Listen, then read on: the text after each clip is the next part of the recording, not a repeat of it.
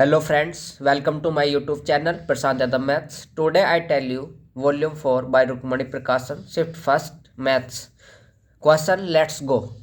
59 है ना हमारा आज क्वेश्चन नंबर है क्वेश्चन नंबर 59 क्वेश्चन नंबर 59 हमारा क्या कहना चाह रहा है। वो कह रहा है कि सौरभ के जन्मदिन पर 245 या 343 अतिथि आएंगे, या तो 245 अतिथि आएंगे या 343 अतिथि आएंगे। प्रत्येक अतिथि को चॉकलेट पेश की जानी है, मतलब प्रत्येक जो भी अतिथि आएगा, जो भी मेहमान आएगा, उसे चॉकलेट दी जानी है। विक्रेता ने कहा कि वह कार्टून में चॉकलेट पैक करेगी और किसी भी बिना खुले कार्टून को वापस लेगी। मतलब जो कार्टून नहीं खुलेगा सिर्फ उसे ही वापस लिया जाएगा, जो खुल जाएगा उसे वापस नहीं लिया जाएगा। लेकिन उसे जो कार्टून पैक करना है उसके लिए पैकिंग लागत जोड़ी जाएगी। इस स्थिति में सौरभ को प्रत्येक कार्टून में कितने चॉकलेट रखने चाहिए। हमसे पूछा गया कि वो कह रहा है कि कम से कम एक कार्टून में कितने चॉकलेट रखे जिससे कि उसका कम से कम नुकसान हो।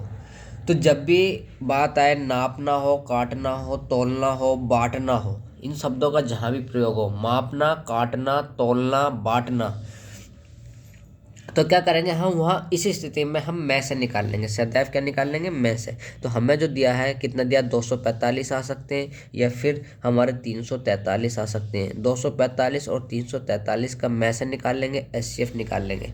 ये जो नंबर है हमारा 7 से डिवाइड हो जाएगा। तो 7 या 21 कितना बचा? 3 बचा, 7 पंजे 35 और 7 चौक 28, 6 बचा 63 हो गया, 7 9 63। फिर दोबारा से 7 से डिवाइड हो जाएगा।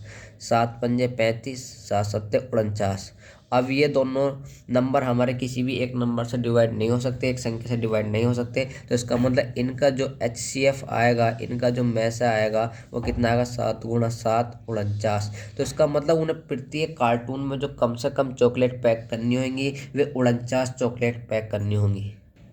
हमारा नेक्स्ट क्वेश्चन है क्वेश्चन नंबर 66। क्वेश्चन नंबर 66 हमारा क्या है? वो कह रहे हैं कोहरे में चलने वाली गाड़ी एक व्यक्ति को पार करती है। मतलब कोई गाड़ी जो है वो कोहरे में चल रही है और एक व्यक्ति को पार कर रही है जो उसी दिशा में 3 किलोमीटर प्रति घंटा की गति से पैदल चल रहा है। जिस दिशा में गाड़ी जा रही है उसी दिशा में व्यक्ति भी पैदल चल रहा है।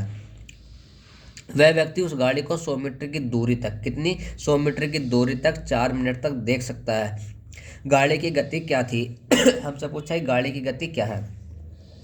जब कोई भी चीज़ एक ही डायरेक्शन में चल रही हो तो उनकी जो सापेक्ष चाल होगी, उनकी रिलेटिव जो वेलोसिटी, रिलेटिव स्पीड जो होगी वो क्या होगी? सदैव माइनस होगी, एक्स माइनस वाई। जब भी दो चीज़ एक दूसरे के विपरीत दिशा में चल रही होंगी, जब भी एक दूसरे के विपरीत चल रहे होंगे तो जो उनकी सापेक्ष चाल होगी, रिलेटिव स्पीड होगी, वो क्या होगी? प्लस प्लस होगी हमारी।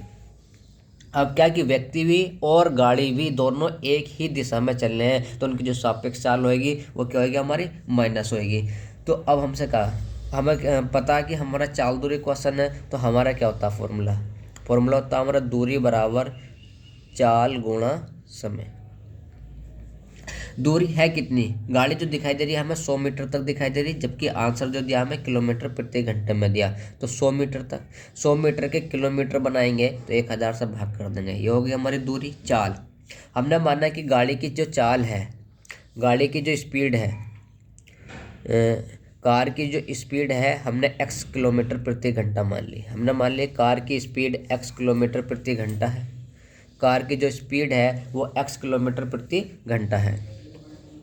तो कार की स्पीड में से क्या करेंगे हम? व्यक्ति की स्पीड को माइनस कर देंगे तो हमारी चाल कितनी हो गई? x minus 3। ये सापेक्ष चाल होगी। समय लग कितना रहा है? वो 4 मिनट तक देख रहा है। तो 4 मिनट के क्या बनाएंगे? घंटे बनाएंगे, क्योंकि हमें किलोमीटर प्रति घंटे में निकालना। तो घंटे बनाएंगे तो किससे भाग कर देंगे? 60 से।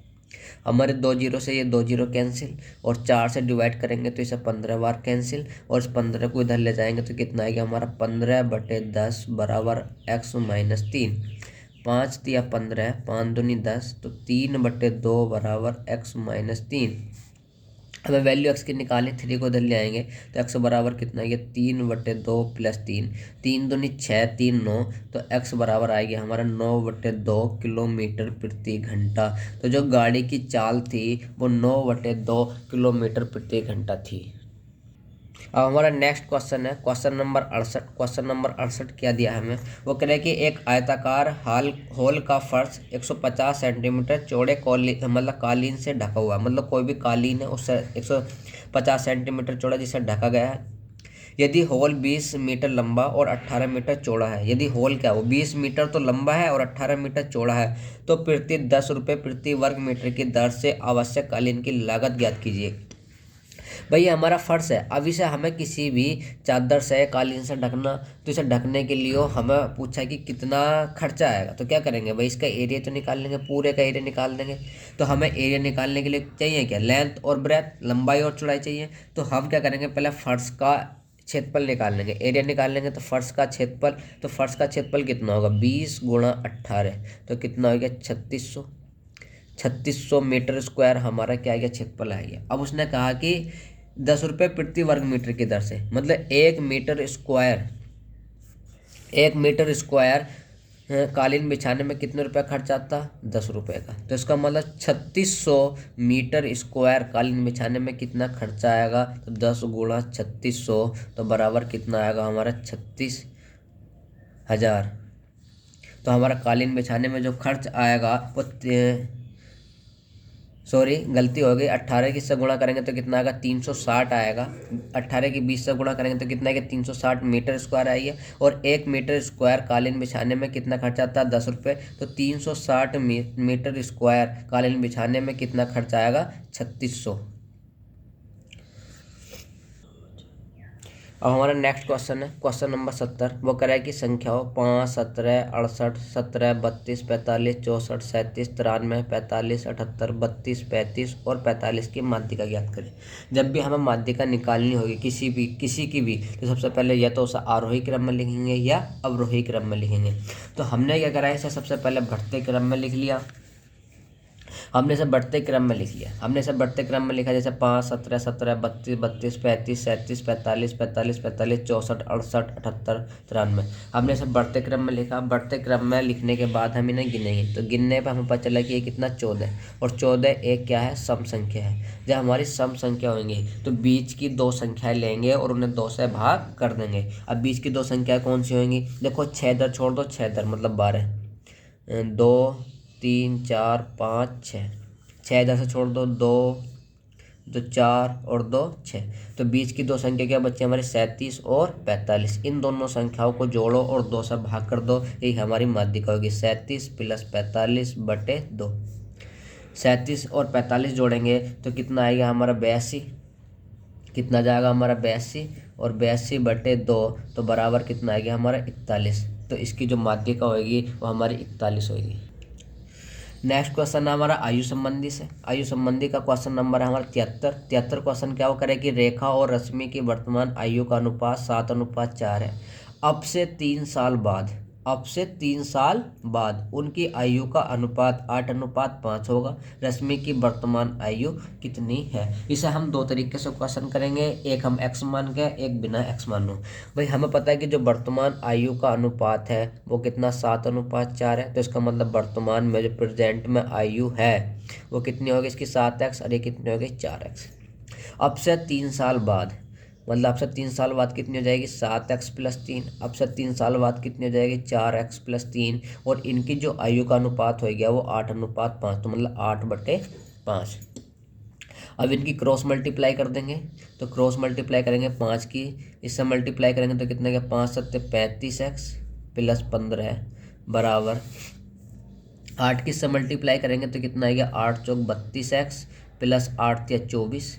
एक्स वालों को एक साइड और बिना एक्स वालों को एक साइड करेंगे तो 35x और ये कितना, 32x डायरेक्ट माइनस कर देंगे। तो 35x में से 32x माइनस करेंगे तो कितना जाएगा हमारा, 3x। और 24 में से 15 माइनस करेंगे तो कितना आएगा हमारा, 9। जब दोनों साइडों में प्लस प्लस के हों तो डायरेक्ट माइनस कर दो। तो 3 से 9 को डिवाइड करेंगे तो 3 × 3 = 9, तो x बराबर कितना है, ये 3। हमसे जो आयु पूछी थी वो किसकी पूछी थी, भाई हमसे आयु पूछी थी इसमें, वो करें कि रेखा और रश्मि। तो पहले कौन थी हमारी, रेखा, और दूसरे नंबर पर कौन थी हमारी, रश्मि।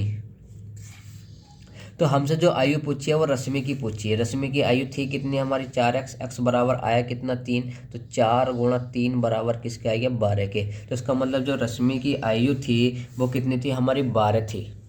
अब दूसरा तरीका इसका सेकंड मेथड है क्या, दूसरा तरीका क्या है कि जो हमें वर्तमान आयु दी है वो कितनी दी 7:4। अब 3 साल बाद जो इनकी आयु हो गई वो कितनी हो गई हमारी 8:5। तो 8 और 5 का अंतर करेंगे, 8 और 5 का अंतर करेंगे कितना है 3, 7 पंजे 35। अब इनकी क्रॉस मल्टीप्लाई करेंगे, 7 पंजे 35, 8 चौक 32। तो 35 में से 32 घटाएंगे तो कितना आएगा 3, और कितना अधिक था 3 अधिक, तो 3 से 3 कैंसिल, तो इसका मतलब हमारा आया कितना 3 आएगा। हमसे पूछी किसकी, हमसे पूछी कि रश्मि की वर्तमान आयु क्या होगी, तो रश्मि की है कितनी 4, आया कितना हमारा 3, तो 4 तिया 12, 3 से गुणा कर देंगे तो जो रश्मि की वर्तमान आयु आएगी वो 12 वर्ष आ जाएगी। नेक्स्ट क्वेश्चन है क्वेश्चन नंबर हमारा 75 क्या हमारा सिंप्लीफिकेशन क्वेश्चन है, बहुत आसान। देखो इसमें दिया क्या, दोनों ये माइनस के, माइनस का 4 माइनस का 3, तो कितना -7। -7 में से 5 माइनस करेंगे तो -2। अब बाहर माइनस है तो माइनस माइनस प्लस, तो प्लस का 2 आएगा, 6 और 2 कितना हो जाएगा 8। अब ये 8 है प्लस का, बाहर माइनस का साइन है तो माइनस का 8 आएगा। माइनस के 8 में से प्लस का 5 माइनस करेंगे तो माइनस का 3, और माइनस का 3 अंदर, और बाहर क्या माइनस का साइन, तो माइनस माइनस क्या हो गया प्लस, तो प्लस का 3 और 10 कितना हो जाएगा हमारा 13। तो इसका आंसर क्या था हमारा ए। हमारा नेक्स्ट क्वेश्चन है क्वेश्चन नंबर 76। क्वेश्चन नंबर 76 क्या है, बहुत ही मोस्ट इंपॉर्टेंट क्वेश्चन है जो हर एग्जाम में पूछा जा रहा है। हमारा क्वेश्चन नहीं है, क्वेश्चन नंबर 76 है कि वो करे कि नीचे कक्षा में उपस्थित 100 विद्यार्थियों का वितरण उनकी उपस्थिति के आधार पर दिया गया है। वो करे कि उपस्थिति के दिनों की संख्या और विद्यार्थियों की संख्या यह हमें दिया, और हमसे पूछे कि बहुलक ज्ञात करें। अब जब भी हमें इस प्रकार से क्वेश्चन दिया होगा और बहुलक ज्ञात करना हो तो क्या करना पड़ेगा, सबसे पहले हमें टेबल बनानी होगी। टेबल हमने ये बना ली, टेबल बनाने के बाद जो इसमें सबसे बड़ा होगा वही हमारा क्या होगा, वो हमारे F1 की वैल्यू होगी, सॉरी किसकी वैल्यू होगी हमारी F1 की। इससे ऊपर वाली जो वैल्यू होगी वो F0 की, और इससे नीचे वाली जो वैल्यू होगी वो F2 की। जो हमने F1 मानना था उसका जो सबसे पहले वाला होगा वो हमारी लॉस्ट टर्म होगी। क्या होगी हमारी लॉस्ट टर्म, जिसे L की वैल्यू कहेंगे। किसकी वैल्यू होगी L की। फिर इसके बाद हमें बहुलक निकालना, तो हमें बहुलक का फॉर्मूला याद होना चाहिए। बहुलक का फॉर्मूला क्या होता है हमारा, बहुलक बराबर होता है हमारा L plus F1 minus F0 to F1 minus F0 minus F2 into H। अब H क्या है, H जो है हमारा इस वर्ग अंतराल के बीच अंतर होता है। इस वर्ग अंतराल के बीच अंतर कितने का, इस वर्ग अंतराल के बीच अंतर जो है वो 4 का है। कितने का अंतर है, 4 का। इस वर्ग अंतराल के बीच जो अंतर है हमारा वो 4 का है। तो H बराबर कितना आएगा हमारा 4। तो H की जो वैल्यू होगी वो कितनी होगी 4 होगी। तो अब क्या करेंगे, अब हम वैल्यू पुट करनी शुरू करेंगे। L बराबर हमारा कितना आएगा 14 आएगा। L बराबर कितना हमारा 14। अब ये वैल्यू पुट करेंगे तो L की वैल्यू कितनी है हमारी 14, प्लस F1 की वैल्यू कितनी है हमारी 34, माइनस F0 की वैल्यू कितनी है हमारी 28 अपॉन F1 की वैल्यू कितनी 34, तो कितना आएगा हमारा 34 इंटू 2, माइनस F0 की वैल्यू कितनी है हमारी 28, माइनस F2 की वैल्यू कितनी है हमारी 18, और H की वैल्यू कितनी है हमारी 4। अब इसका सॉल्यूशन करेंगे तो कितना आएगा हमारा 14 प्लस 34 में से 28 माइनस करेंगे तो कितना आएगा 6, और 34 दूनी कितना होगा हमारा 68, माइनस 28 और 18 जोड़ेंगे तो 28 और 18 को जोड़ेंगे तो कितना आएगा हमारा 46, और गुणा कितना आएगा हमारा 4। 68 में से 46 माइनस करेंगे तो कितना आएगा हमारा 14 प्लस 6। 68 में से 46 माइनस करेंगे तो कितना, 8 में 6 माइनस करेंगे 2, और 6 में से 4 माइनस करेंगे कितना आएगा 2, गुणा कितना आएगा 4। अब इसे डिवाइड करेंगे 2 दूनी 4, ये कितनी बार 11 बार। तो कितना आएगा हमारा 14 प्लस 6 दूनी 12 बटे 11। 11 से 12 को डिवाइड करेंगे तो कितना जाएगा हमारा 14 प्लस 11 से 12 डिवाइड करेंगे तो 11 का 11 एक बचा। अब हमारा डिवाइड जाने का नहीं एक में, तो क्या करेंगे पॉइंट लगाएंगे, 0 बढ़ाएंगे तो भी डिवाइड नहीं जा रहा, फिर 0 लगाएंगे 100 हो जाएगा। तो कितना जाएगा हमारा 11 नमा 99, तो 1.09 इसे जोड़ेंगे तो कितना जाएगा हमारा 15.09। तो हमारा जो बहुलक है वो हमारा 15.09। अब क्वेश्चन नंबर हमारा 84। देखिए कितना आसान क्वेश्चन पूछा गया था। कहते हैं जीरो लेवल का क्वेश्चन है। वो कह रहे कि 60 का 15% क्या होगा। भाई 60 का 15% तुम्हें साधारण बिन याद होनी चाहिए। 15% की जो साधारण बिन होती है वो आती है हमारे 3/20 और 20 दिया 60 तो कितना हो गया 9। तो 60 का 15% कितना होगा 9 होगा। ये क्वेश्चन हमारा दोबारा से रिपीट हुआ है। इसके जैसे इसी सेट में पहले भी एक क्वेश्चन आ चुका है। वो कह रहे कि कमरे की लंबाई चौड़ाई और ऊंचाई का अनुपात। कमरे की लंबाई चौड़ाई और ऊंचाई का अनुपात दिया। कितना दिया हमें 5:3:2। फिर उसने क्या कहा यदि लंबाई को दुगना।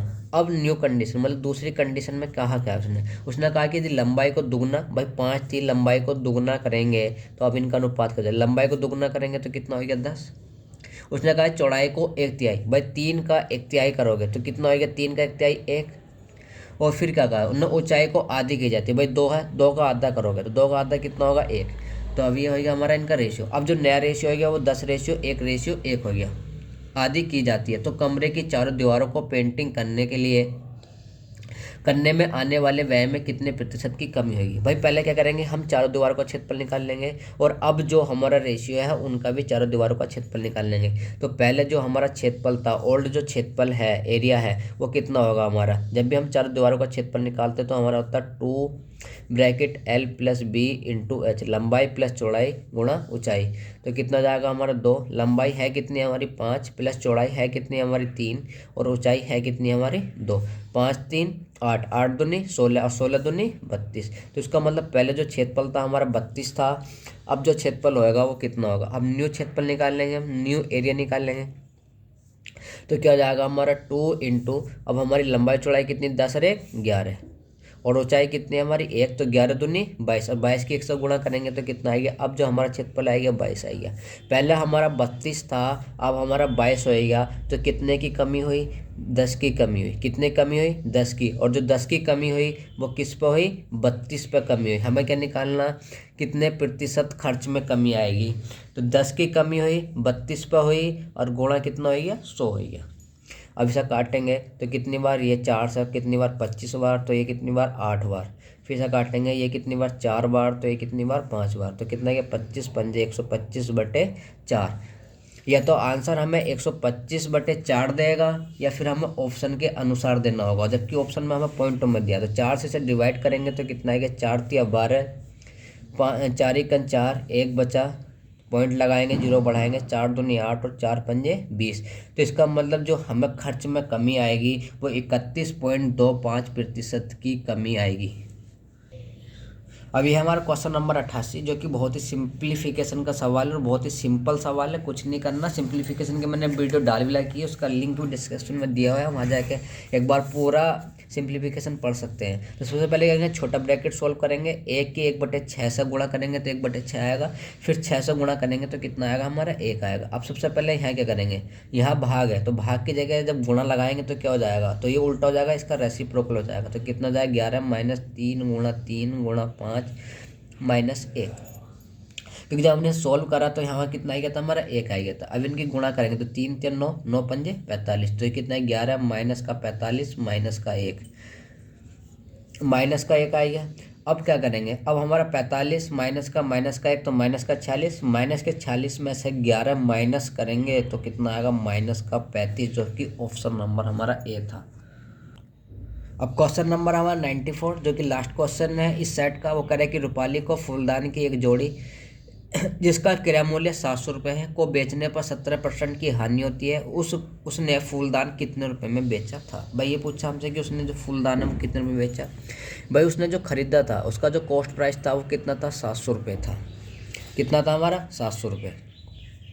उसने 700 में खरीदा था। हम जब भी परसेंटेज के रूप में कॉस्ट प्राइस मानेंगे वो कितना मानेंगे 100%।